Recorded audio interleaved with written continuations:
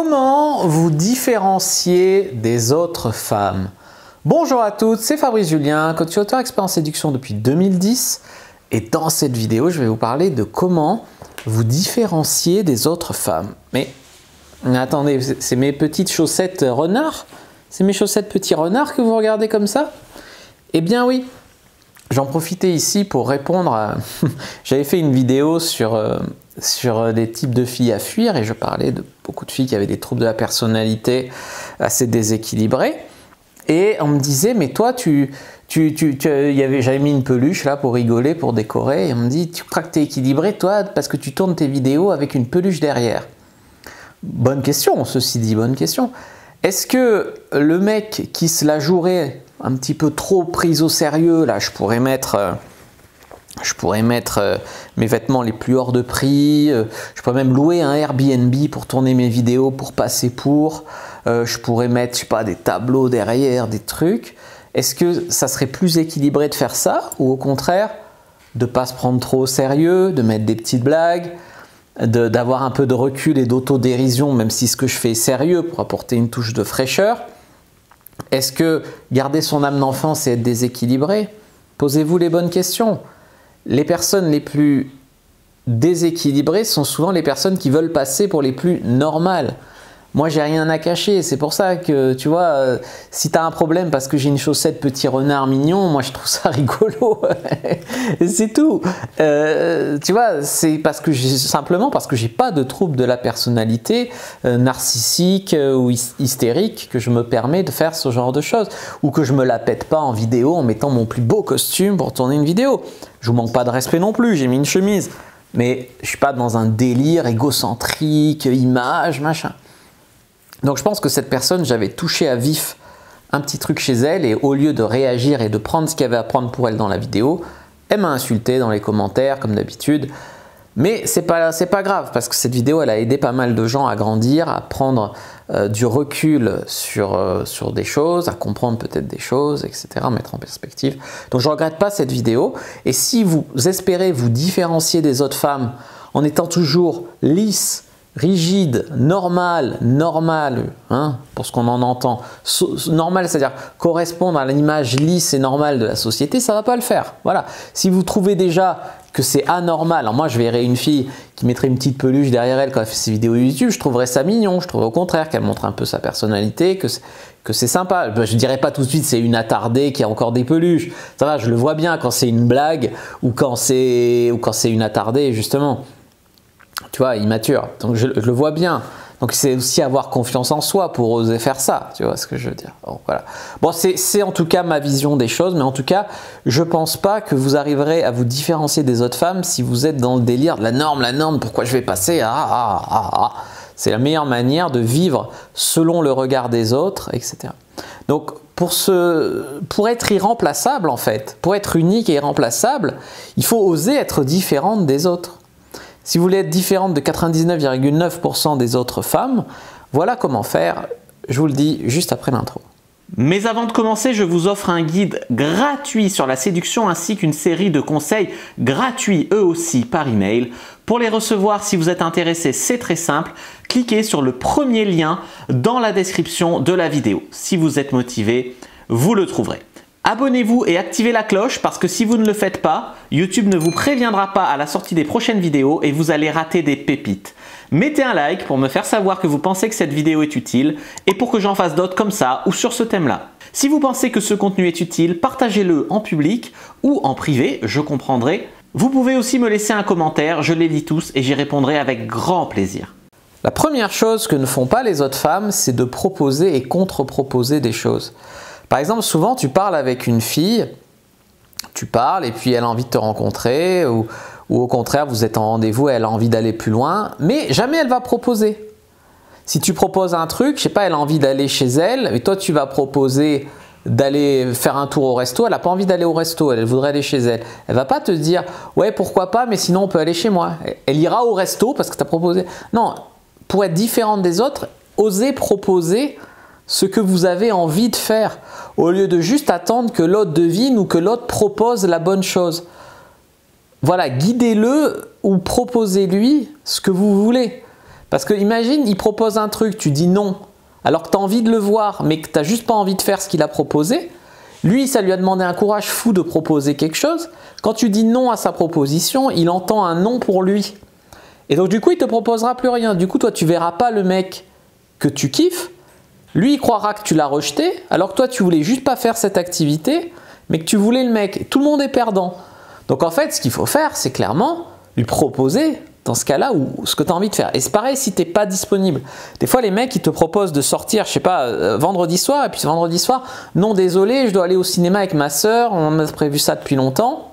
Et des fois, ça s'arrête là. Le mec, il entend non. Non, et puis une excuse sociale. Il ne sait pas si tu n'as pas envie de le voir, et que c'est une excuse sociale, justement, pour pas lui faire trop de peine, il y a beaucoup de femmes qui font ça, ou si tu es vraiment prise ce soir-là, et que tu aimerais bien qu'il te repropose un autre soir. Il ne sait pas se positionner. Et comme il n'a pas envie d'être un gros lourd intrusif, et voilà, d'être un gros con, souvent il n'insiste pas. Donc là, c'est là qu'il faut contre-proposer. C'est-à-dire, désolé, je suis prise vendredi soir, je dois aller au ciné avec ma soeur, c'est prévu depuis longtemps, ça c'est bien. Mais par contre, si tu veux, je suis dispo samedi. Ça montre que tu es ouverte à la rencontre et que tu lui mets pas un stop, tu vois. Donc ça, c'est beaucoup de femmes ne vont pas jusque-là. Elles disent non ou elles disent oui, mais quand elles ne veulent pas tout à fait faire ça, etc., elles ne savent pas proposer autre chose ou elles ne prennent pas l'initiative d'oser proposer autre chose et c'est bien dommage. En deux, les amis, assumer jusqu'au bout sans se dégonfler. Moi, j'ai un problème avec des nanas que rencontrent certains de mes coachés. Par exemple, ce week-end, un mec que je coach sur les sites de rencontres, il a rencontré une fille, d'ailleurs ça m'a fait rire, elle était experte comptable. Et donc elle dit qu'elle a qu'un soir de lit par semaine, tellement entre sa famille et son travail. C'était le vendredi soir. Elle est allée jusque chez lui, elle a fait 40 km je crois, ils se ont fait un tour en ville et puis ils se sont plus. Ils sont allés chez lui, ils se sont embrassés, elle a mis un stop pour coucher. Elle est rentrée chez elle, elle lui a envoyé un message, j'avais peur d'un énième rencard ennuyeux, là c'était bien, j'ai passé une super soirée, j'ai hâte de te revoir, par contre je ne serai pas dispo avant vendredi prochain, mais voilà. Donc du coup lui il est quand même content, il a rencontré une fille qui lui plaît, elle lui dit, elle est enthousiaste autant que lui, elle lui propose vendredi prochain, donc lui il est content, il répond oui, nanana. Et là elle lui dit, on pourra peut-être aller au resto vendredi prochain histoire de faire autre chose. Elle a passé une super soirée avec un mec qui lui plaît. Le mec lui propose donc de coucher ensemble. Elle met un stop pour changer. Pour changer de quoi? Ils se sont vus qu'une fois. On va au resto. Du coup, elle coupe un peu la relation, tu vois. Alors qu'elle a que ça comme soir de libre. C'est-à-dire que peut-être qu'elle a envie de coucher avec lui, mais elle n'ose pas assumer. Elle n'ose pas assumer de proposer de se voir chez lui. Elle n'ose pas... Ou alors, elle a envie, mais aller jusqu'au bout, ça lui met une petite peur. Peur de ne pas assurer, peur parce que ça fait longtemps qu'elle n'a pas fait. Je ne sais pas pourquoi. Elle peut avoir cette petite peur. Et donc, finalement, c'est plus facile de se dégonfler que d'assumer jusqu'au bout. Une autre fille, le même gars. Une autre fille, il la rencontre, site de rencontre, pareil, ils s'embrassent. Ils s'embrassent, puis la fille, elle lui dit « Ah, moi, je suis très occupée. » Enfin, après, il propose de se revoir. Et la fille, elle dit « Non, je suis très occupée en ce moment. C'est dommage parce que tu es le seul mec que j'ai rencontré depuis longtemps qui m'a fait un peu vibrer, qui m'a raconté des choses un peu originales et qui a osé m'embrasser, nanana. » Il lui dit « Bah alors, attends, tu dis que tu n'es pas dispo pour me voir. » Et après, elle lui dit « Ouais, mais tu vis un peu loin, tu te rends compte, 70 km, ah là là, on ne pourra jamais avoir une histoire sérieuse et moi je veux rien de pas sérieux et nanana. » Et en fait, c'est un non-sens. Elle rencontre un mec qui la fait vibrer. S'il ne se passe rien, elle ne peut pas avoir une relation sérieuse. Alors, pour une fois qu'elle dit, pour une fois, je rencontre un mec qui me fait vibrer. Pour une fois qu'elle rencontre un mec qui se fait vibrer, elle y va pas. C'est délirant. Sous prétexte qu'il habite un peu loin. Mais je veux dire, la distance, même 70 km, déjà c'est pas ouf. Puis ensuite, il y a moyen, si ça forme un couple, de bouger l'un et l'autre, de prendre des dispositions. Et puis même si ça ne forme pas un couple, elle va faire quoi de mieux? Elle va dormir avec ses peluches? Non, il faut que, même si c'est que ça, si c'est qu'une fois, 2 fois, 3 fois, elle va faire quoi de mieux? C'est carpe diem. Elle dit elle-même, pour une fois qu'un mec me fait vibrer, ah mais non, de toute façon, on habite trop loin, ça serait qu'un plan, et puis moi, je veux une relation sérieuse. Prends aussi un peu ce que la vie te donne, tu vois. Donc ça, c'est vraiment, pour être différente, arrêtez de tenir ces discours-là, soyez un peu plus direct, assumez un peu plus, allez jusqu'au bout, ne vous dégonflez pas. Voilà. Troisième chose, pour être irremplaçable et vous différencier des autres, et vous différencier, moi il y a des filles, par exemple je me rappelle d'une fille que j'avais invitée chez moi à Lyon, je l'ai vue qu'une fois cette fille, une jolie blonde, très bien, mais je l'ai vue qu'une fois, parce qu'après, je sais pas, elle s'est mise en couple je crois, mais je l'ai vue qu'une fois, mais elle m'a bien marqué. Je l'invite chez moi, on boit une bouteille de vin, etc. Puis elle me regarde, elle me fait « C'est quand que tu vas te décider à m'embrasser ?» Alors, ça m'a scotché, et du coup je me suis levé, je suis allé l'embrasser, puis après on a couché ensemble. Et ça m'a marqué qu'elle soit directe et qu'elle assume, et tu vois. Et en étant différente comme ça, même si je l'ai vue qu'une fois, c'est un super souvenir, elle m'a marqué à vie, tu vois. Pour ça, elle est irremplaçable. Tu vois ce que je veux dire? Irremplaçable ne veut pas dire qu'il n'y aura que toi dans sa vie, peut-être que oui. Mais tu peux marquer un mec à vie d'une autre manière aussi. Troisième manière donc, pour vous différencier des autres, vivre maintenant, arrêtez de remettre les choses à plus tard, provoquez votre chance. C'est un peu le corollaire du point numéro 2. Mais ouais, mais j'aimerais bien une histoire sérieuse, toi tu me fais vibrer maintenant, mais je veux pas parce qu'en fait je veux plus tard une histoire sérieuse. C'est quoi ça? C'est quoi ça? Ça, je vous le dis, c'est le résultat d'une génération complètement couvée dans un confort extraordinaire, avec l'impression qu'ils vivront toujours éternellement, qu'il y a le temps pour tout, que les occasions sont infinies, que les rencontres c'est un marché infini. Que, voilà, c'est ça, c'est ce genre Non, ça ne marche pas. Si vous voulez avoir de la chance aussi, provoquez votre chance. Si vous voulez vivre quelque chose, vivez maintenant. Arrêtez de remettre à plus tard. Alors, on peut investir sur son avenir, mais ça ne veut pas dire qu'il faut vivre au jour le jour et tout cramer la chandelle par les deux bouts. Mais quand même, se priver de vivre des choses par principe parce que plus tard on veut du sérieux, mais c'est quoi ça? Puis en plus, il y a tellement de couples qui ont commencé par une étincelle comme ça et puis après, ils sont devenus inséparables. Alors que si la personne, il n'y avait pas eu cette étincelle, elle avait dit « Non, mais tu me promets pas maintenant que tu veux du sérieux, alors moi je... » Non, il n'y aurait rien, tu vois. Voilà. Quatrième manière de vous différencier des autres femmes, faire du développement personnel pour augmenter votre valeur. Vous voyez ce que je veux dire? J'entends beaucoup parler sur les trucs sur YouTube et tout, de sororité, de femmes qui s'entraident, d'empowerment féminin, de réussite au féminin, de nanana, nanana. C'est très bien, mais pourquoi enfin, c'est des femmes qui s'entraident parce qu'elles sont des femmes.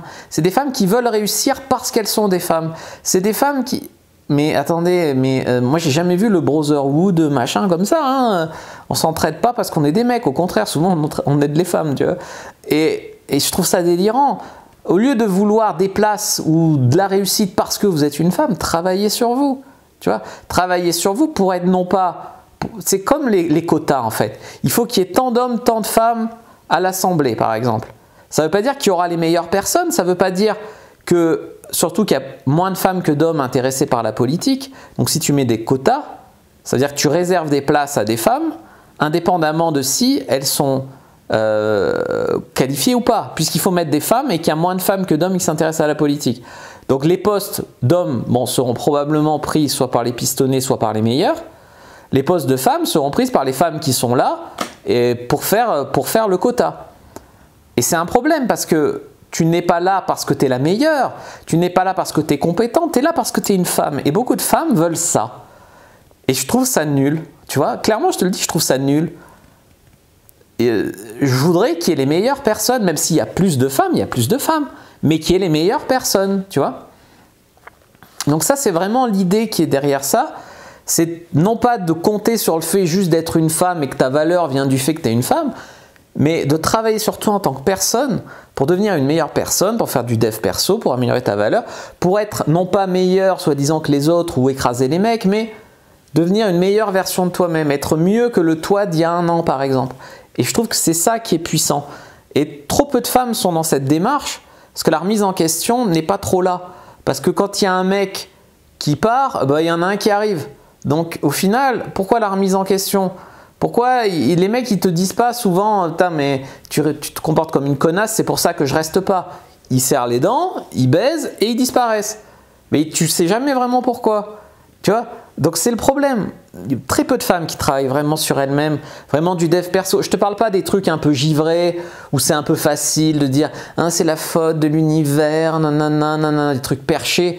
Non, attaquez-vous au vrai problème, tu vois. Voilà. Et la cinquième chose pour bien vous différencier des autres femmes, c'est d'arriver à penser par vous-même et vous affranchir du regard d'autrui. Souvent, les gens pensent ce qu'ils pensent par eux-mêmes, mais en fait, ils pensent à ce que la société voudrait qu'ils disent. Ils font ce que la société veut qu'ils fassent. Pas ce qu'ils veulent eux au fond, mais ce qui semble bien de faire. C'est l'effet mouton, c'est l'effet beaucoup de choses, mais malheureusement, souvent quand des femmes te parlent, mais des hommes aussi, c'est pareil, hein, quand des gens parlent, tu entends les mêmes éléments de langage, les mêmes mots qu'à la télé, que machin. Et c'est pas leur pensée à eux que tu entends, c'est qu'ils se font comment dire, relais d'une propagande ou d'un discours qu'ils ont entendu qui leur a semblé intelligent, mais sans qu'il y ait de pensée à eux en fait. Ils ont l'impression qu'ils pensent, ils répètent juste un truc qu'ils ont intégré. C'est pas ça penser, tu vois. Et si vous voulez vraiment être différente et vous différencier des gens en général, mais aussi des autres femmes, ayez vos propres opinions, vos propres valeurs et pensez par vous-même. Et pas juste ce que je suis censé penser, ce que je suis censé dire, ce que je suis censé faire. Non, pas par vous-même. Voilà. Voilà les amis, j'espère que cette vidéo vous a plu, qu'elle n'a pas été trop challengeante. Si c'est le cas, vous savez quoi faire. Moi je vous dis à bientôt et que le dieu de la séduction soit avec vous les amis.